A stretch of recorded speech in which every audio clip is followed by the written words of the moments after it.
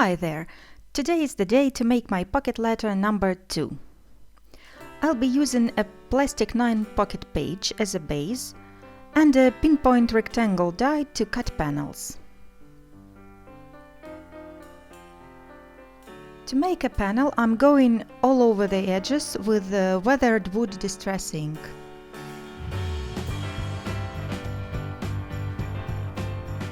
Now I'm going to ink up one flap of the wood plank embossing folder with the grey permanent ink and then run it through the die cutting machine.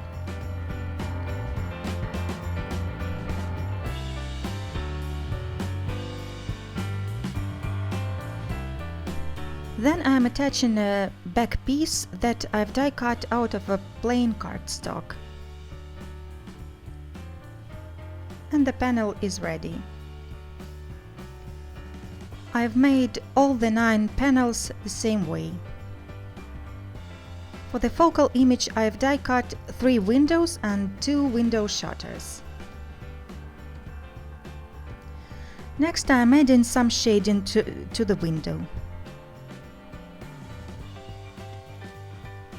I'm using a couple of strips of cardstock as a mask to enhance some details of the die cut.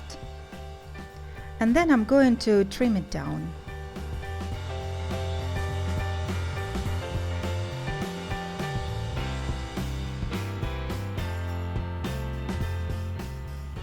I will be attaching the 3 window die cuts one on top of another for more dimension.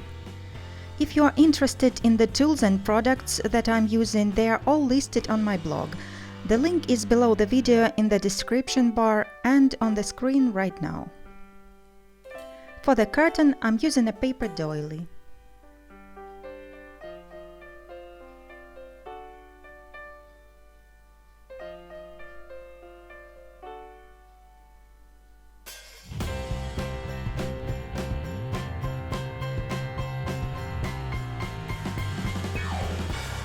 Then I'm attaching a piece of vellum.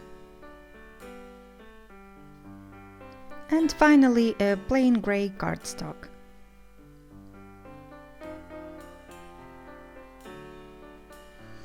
I'm using a piercing tool to twist the planks of the shutters outwards a little bit.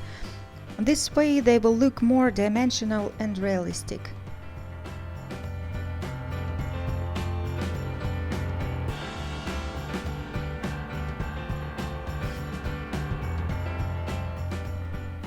And now I'm mounting the window on a panel. You can see it's just the right size. Next, I'm going to use a couple of matching stencils by Memory Box to create delphinium blooms. So I'm squeezing some of Dusty Concord Distress ink onto the acrylic block and mixing it into the white texture paste to get the nice shade of purple. The nice thing about stenciling with texture paste is that it can be applied to the embossed background.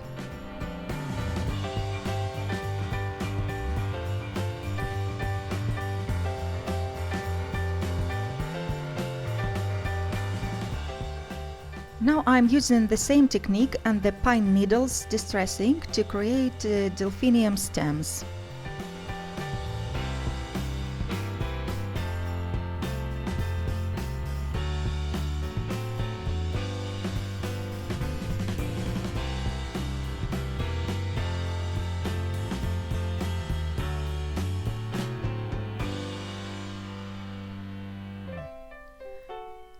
To make grass, I'm using bundled sage and the grassland border by poppy stamps.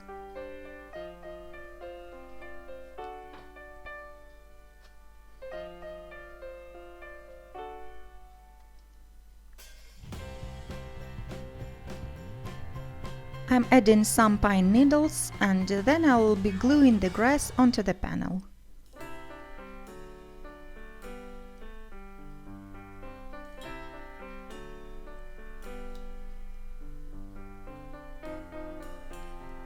I'm tinting the edges of a cat die with frayed burlap and sticking it down with glossy accents.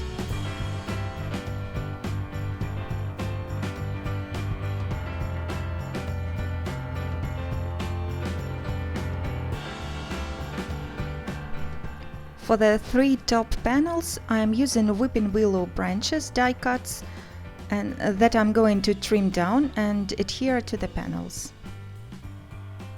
I have used the same shades of inks as I did for the grass.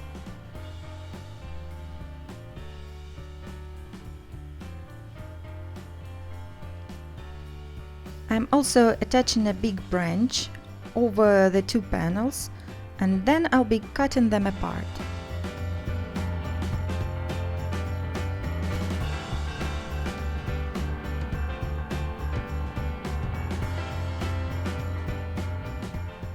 And now it's time to add some elements on top of a plastic page.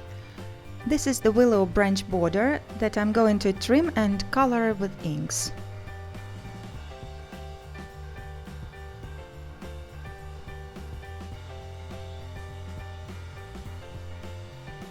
I found that the hot glue works best to add paper elements to plastic. Next, I'm adding the shutters with the foam squares and the hot glue.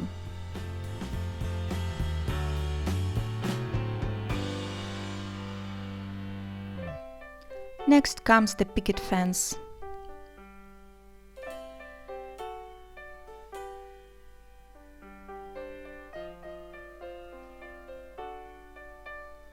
And some more grass on top.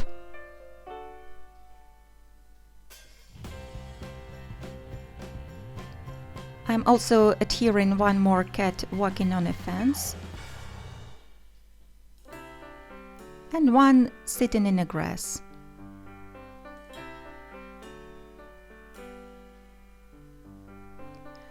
I've also made a tag the same way I did my panels, and now I'll be assembling the plate with number 2 on it.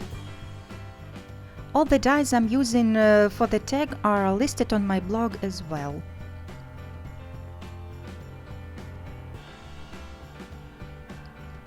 I'm shaping the flowers that I've die cut out of white cardstock and colored with milled lavender.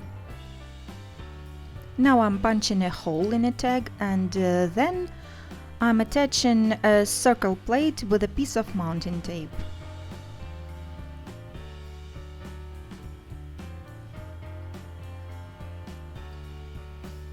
Then I'm attaching the leaves and flowers.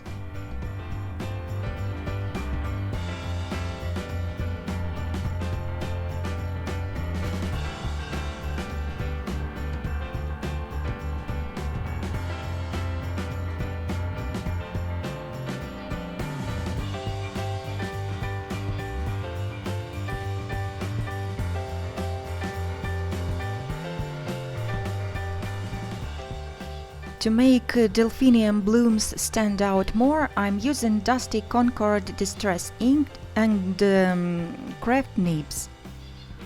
I'm just dipping it in the ink pad and scrubbing it over the flowers. It will give us the very soft edge with no defined lines or blotches. And I'm doing the same to the flowers. Now I'm attaching the string to the tags. I'm tying them to the page with an ordinary double knot.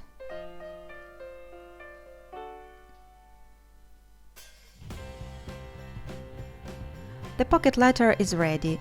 You can see that adding some elements inside the pockets and some on top of the page really creates depth and dimension, but the letter is still not bulky and can be easily stored in a standard folder.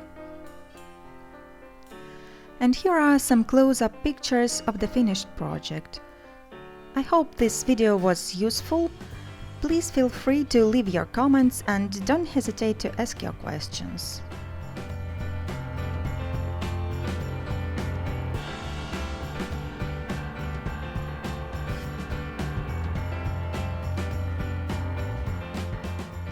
These are some more videos that you might like. Just click on the picture to get to the tutorial.